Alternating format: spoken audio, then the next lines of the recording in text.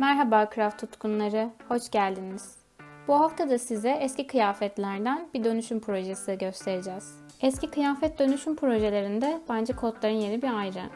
Kalın yapıları itibariyle genelde güzel şekil alıyorlar. Ben şimdiye kadar ne yaptıysam hepsinden çok güzel sonuç aldım.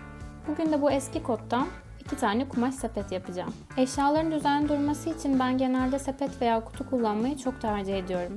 Bu kumaş sepetleri de eşyalarımı organize etmek için kullanacağım. Genelde organizerlerin fiyatlarını yapı markette çok pahalı bulduğum için kendim yapmayı tercih ediyorum. O yüzden umarım bu projede size ilham olur.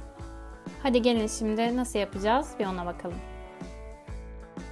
Öncelikle kotumu alıyorum. Bundan kumaş sepetlerim için dikdörtgenler çıkartarak başlayacağım. Kumaş parçalarını çıkartmak için kotumu paçasından makasla açıyorum. Bir kumaş sepet için 2 tane dikdörtgen parçaya ihtiyacımız var. Benim ölçülerim 25 x 30 santimdi. 25 santim uzunluğu, 30 santim de genişliği olacak. Siz istediğiniz boyutlara göre isterseniz uzunluğunu, isterseniz genişliğini artırabilirsiniz. Örneğin daha geniş bir sepet istiyorsanız benim 30 santim yaptığım genişliği artırabilirsiniz. Veya uzunluğunun daha fazla olmasını istiyorsanız 25 santimi de yine artırabilir ya da isterseniz azaltma da yapabilirsiniz. Ölçüler tamamen size kalmış. Ben 2 tane sepet yapacağım için ilk başta verdiğim ölçülerde kotumdan 4 tane dikdörtgen çıkartıyorum.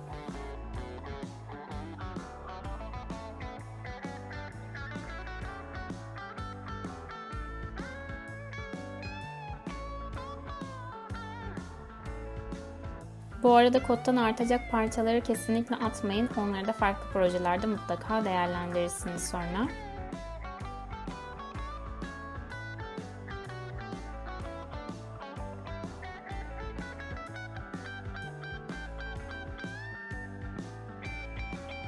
Kottan dikdörtgenleri çıkarttıktan sonra astara yapacağım kumaşlardan da aynı boyutlarda 2'şer tane dikdörtgen çıkartıyorum.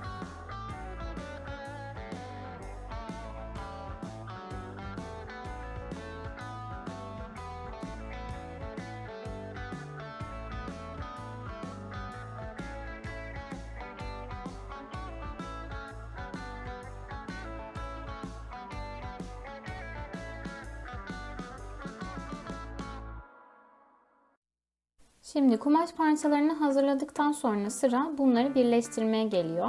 İlk eş parçayı hazırladıktan sonra bunları dikiş makinesi yardımıyla birbiriyle birleştireceğim. Birleştirme sırasında sepetin üst kısmına gelecek kenarı dikmiyorum. Sadece üç kenarından dikiş makinesiyle geçeceğim. Dikmeden bıraktığım bu üst kısmını astarıyla ana parçayı birleştirirken dikeceğim. Kottan yaptığım 2 parça ve 2 astar için de aynı dikme işlemini yapıyorum. Sadece üç kenarından dikiyorum.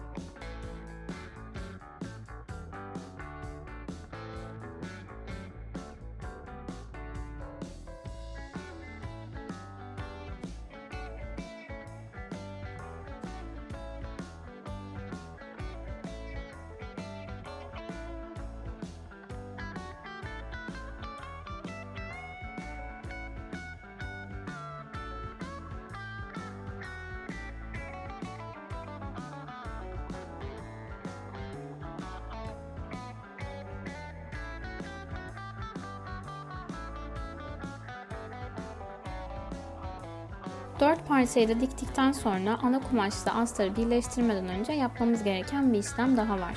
Sepetleri 3 boyutu kazandırmamız lazım. Bunun için de tabanlarında bir dikdörtgen oluşturmamız gerekiyor. Bu dikdörtgeni oluşturabilmek için de her parçanın iki alt köşesinden yüksekliği 5 santim olacak şekilde bir üçgen oluşturuyorum. Oluşturduğum bu üçgenin kalemle çizdiğim kenarından da dikiş makinesi yardımıyla geçiyorum. Bu 5 santimi isterseniz uzatabilirsiniz. Sepetiniz daha kareye yaklaşır. Daha kısalttığınızda ise tabanında daha dar bir dikdörtgen oluşturursunuz.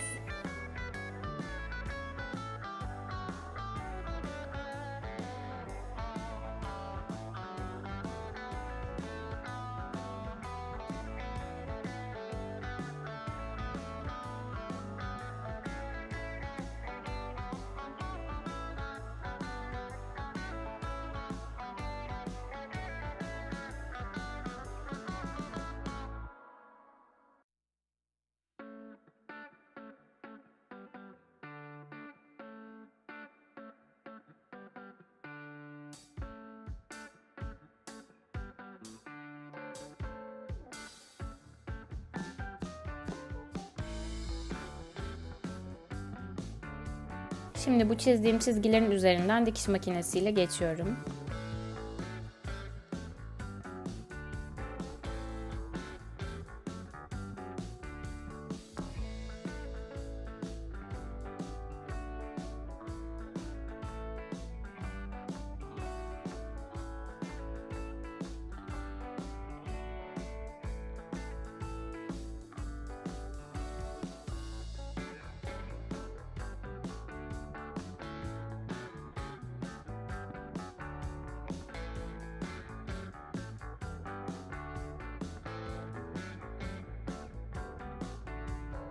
Dikiş makinesiyle çizgilerin üzerinden geçtikten sonra da kenarda kalan bu fazla üçgeni kesebilirsiniz.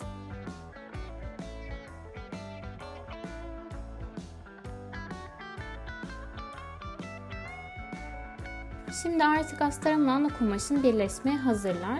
Birleştirme için de iki farklı yöntem göstereceğim. İlk yöntemde ana kumaşımı öncelikle düzüne çeviriyorum. Sonrasında içerisine astarımı yerleştiriyorum.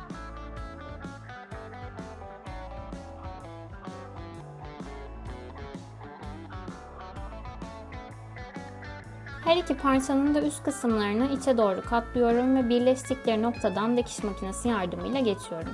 Bu şekilde sepetimi tamamlıyorum.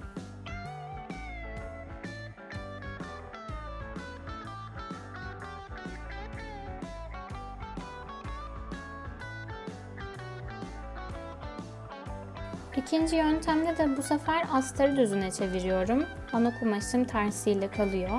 Sonrasında da astarı direkt bu ana kumaşın içerisine yerleştiriyorum. Yani aslında ikincisini de arkadan dikiş yapıyor olacağım. Bu ikinci teknikte hiçbir kıvırma yapmadan direkt birleşim noktalarından dikiş makinesi yardımıyla geçiyorum. Sadece burada dikkat etmemiz gereken bir nokta, dikerken birazcık boşluk bırakmak. Sonra çünkü bu boşluktan sepetimi ters çevireceğim.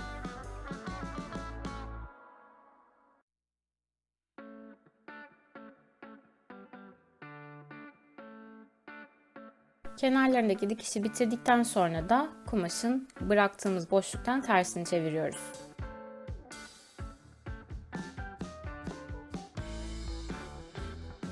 Ters çevirdikten sonra da kalan bu boşluğu yine dikiş makinesi yardımıyla kapatıyorum.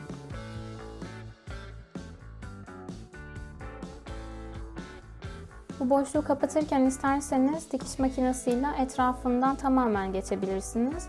Bu sepetin uçlarının daha düz durmasını sağlayacaktır ki ben öyle yaptım.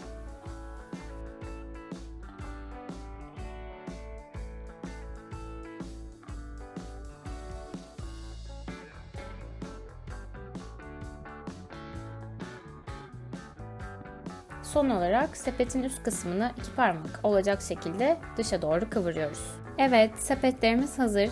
En başta da söylediğim gibi umarım size de ilham veren bir video olur ve kendi sepetlerinizi evde yapmaya başlarsınız. İsterseniz bu sepetleri böyle süsleyebilirsiniz, fisto koyabilirsiniz veya pomponlarla süsleyebilirsiniz. O tamamen size kalmış.